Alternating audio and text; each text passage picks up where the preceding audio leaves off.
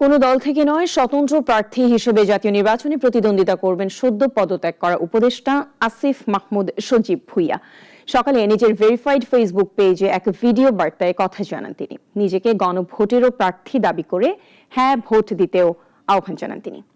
বাংলাদেশ বিনির্মাণ স্বপ্নের বাস্তবায়ন কঠিন, তবে অসম্ভব নয়। আর কোনো সন্দেহ কিংবা দোলাচল নয়। ঢাকা 10 আসন থেকে জাতীয় সংসদ নির্বাচনে প্রার্থী হচ্ছেন উপদেষ্টা থেকে সদ্য পদত্যাগ করা আসিফ মাহমুদ সজীব ভুঁইয়া। তবে গন্তব্য বিএনপি, জামায়াত কিংবা এনসিপির ডেরায় নয়, স্বতন্ত্র হয়ে ভোটে লড়বেন সাবেক এই উপদেষ্টা। সামাজিক, রাজনৈতিক ও জিওপলিটিক্যাল রাজনৈতিক পট পরিবর্তনে গত 16 মাস দেশ ছিল এক অনিশ্চয়তার দোলাচলে। নতুন বাংলাদেশ গড়তে একরাশ আকাঙ্ক্ষা আর সীমাহীন রাজনৈতিক অবিশ্বাসের মাঝামাঝি দাঁড়িয়ে অবশেষে গতকাল ঘোষণা হয় ত্রয়োদশ জাতীয় সংসদ নির্বাচনের তফসিল। ছাত্র গণঅভ্যুত্থান পর্যন্ত আগামী 12 ফেব্রুয়ারির ভোটের লড়াইয়ে ঢাকা 10 থেকে অর্থাৎ ধানমন্ডি, কলাবাগান, হাজারীবাগ, নিউ মার্কেট ও কামরাঙ্গীরচরের একাংশ নিয়ে গঠিত আসনে স্বতন্ত্র প্রার্থী হয়ে লড়বেন আসিফ মাহমুদ। আসন্ন ত্রয়োদশ জাতীয় সংসদ নির্বাচনে আমি ধানমন্ডি, কলাবাগান, হাজারীবাগ, নিউ মার্কেট এবং কামরাঙ্গীরচরের একাংশ নিয়ে গঠিত ঢাকা 10 সংসদীয় আসনে স্বতন্ত্র প্রার্থী হিসেবে দাঁড়াচ্ছি।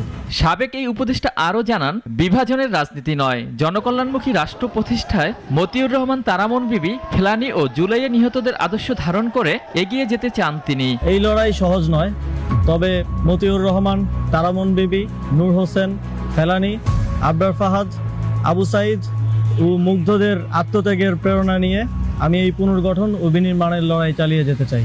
জুলাইয়ে যোদ্ধাকে রাজনীতির মাঠে স্বাগত জানিয়েছেন তার নেতাকর্মীরা।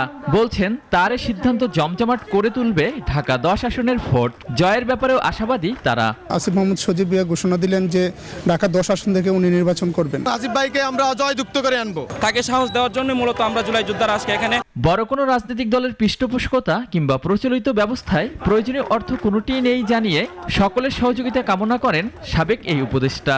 আপনাদের সহযোগিতা, সমর্থনই আমার একমাত্র অবলম্বন। অলিউল রনি, নাগরিক, ঢাকা।